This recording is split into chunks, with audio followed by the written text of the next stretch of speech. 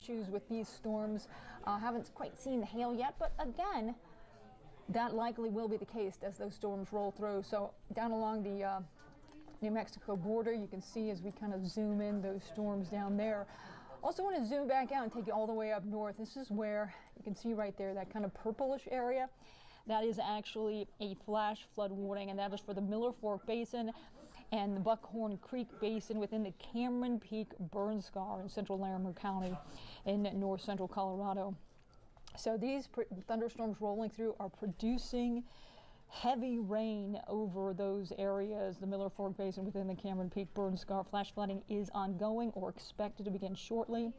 According to the National Weather Service, excessive rainfall over the warning area will cause debris flows near steep terrain. That is always the concern with these slopes, these steep slopes, especially in burn scar areas where there's just not a lot of foliage to secure the mud to the earth. So again, we're going to see these debris flows. Debris flow can consist of rock, mud, vegetation, other loose materials. So again, we're concerned about flash flooding in these areas, and if you are anywhere near there, just be very weather aware. Obviously, try to get to higher ground and just be aware that roads could wash out easily. Be careful, don't go down any roads or try to traverse any type of water that's running across roads, especially in these areas. So again, we're going to keep monitoring the threat for flash flooding and certainly localized flooding where we could see, again, any type of water running over roadways could be dangerous. Storms today, possibly severe. We have about a level 1 marginal risk for the I-25 corridor and to the east. The threat would be small to medium hail, wind as well, 60 to about 50, 60 mile per hour winds and small hail. Some areas could see large hail, but I think the big threat will be certainly the heavy downpours, and this again between about 3 and 9 o'clock. So we'll put our forecast into motion here as we head through the afternoon. We see those storms start to make their way down off the foothills onto the I-25 corridor after about 3 o'clock, 3:30. Again, models showing a little bit of activity in the metro area. That activity strengthening.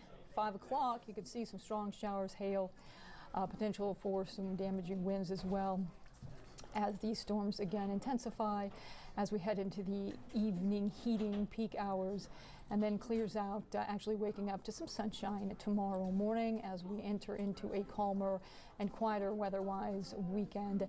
So again, closer look at the Denver area. This is 3:30 this afternoon, and you can see again those storms starting to make their way. I'm going to take this back a little bit and I'll walk us right on through here. This is 3 o'clock. Again, Boulder getting a little bit of sprinkles, but the storm really starts to move in at the 4 o'clock. So 3:30 to 4, that's when you're expecting it here in the metro area. Strong downpours. Again, we potentially could see some hail out of this event.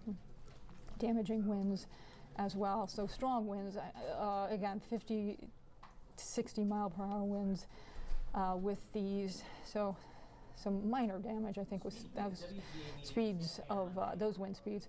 But again, as we head into the afternoon, you can see Fort Collins, Greeley, this is about 7 o'clock as those storms continue out across the east, really like losing intensity, kind of just depleting their energy as they head across the plains. So again, the strongest storms today along the I-25 corridor, and then becoming less intense as they head east across the plains.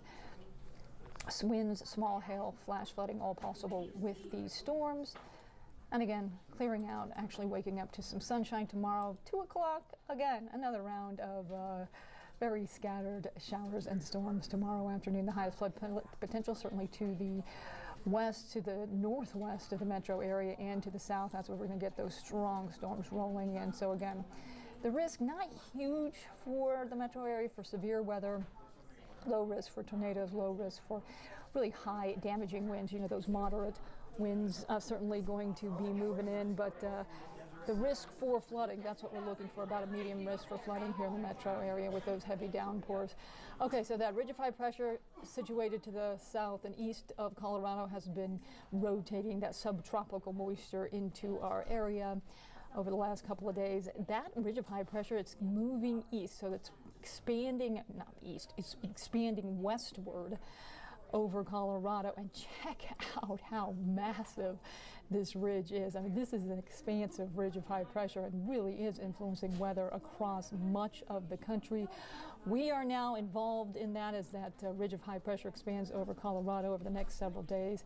We're going to feel the heat, we're going to see the sunshine, and temperatures are going to climb, getting close to triple digits by the second half of the week. And tomorrow we start the 90-degree trend. We're at 90 degrees.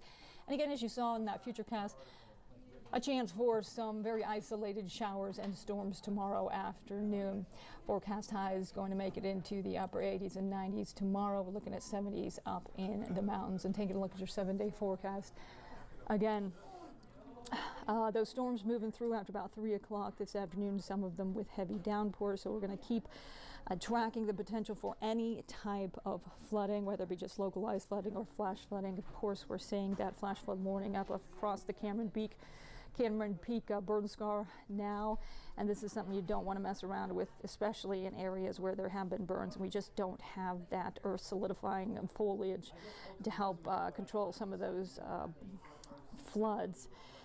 So again, we'll keep tracking the showers as they move through, and the rain and the storms as they move through this afternoon into the evening. Tomorrow, again, a chance for some of those afternoon showers and storms. The warm-up begins. We're in the mid-90s by Saturday. That ridge of high pressure just dominating much of the country's weather pattern, including ours, over the next several days. We're still in the upper 90s as we head into the work week. Tuesday, we do have a chance for some active weather both Tuesday and Wednesday. Also, cold front moves in, drops those temperatures as well. We'll top out in the mid-80s on Wednesday. So that is a quick look at your weather right now. Of course, again, those storms really starting to fire up over the mountains right now. Gradually will be spreading down across the plains. We will keep you posted on their track, as well as any type of alerts when it comes to the rain, when it comes to weather alerts, and when it comes to thunderstorms, severe thunderstorms alert, and of course, any type of alerts when it comes to localized or flash flooding. Kathy Sabin, Chief Meteorologist Kathy Sabin, will have the latest update for you at 3 o'clock on 9 News. And of course, always stay tuned to 9 News Plus. We will keep you posted on the storms. Thanks so much for joining us here on 9 News Plus. I'm 9 News Weather Impact Team Meteorologist Keely Chalmers. Have a great day.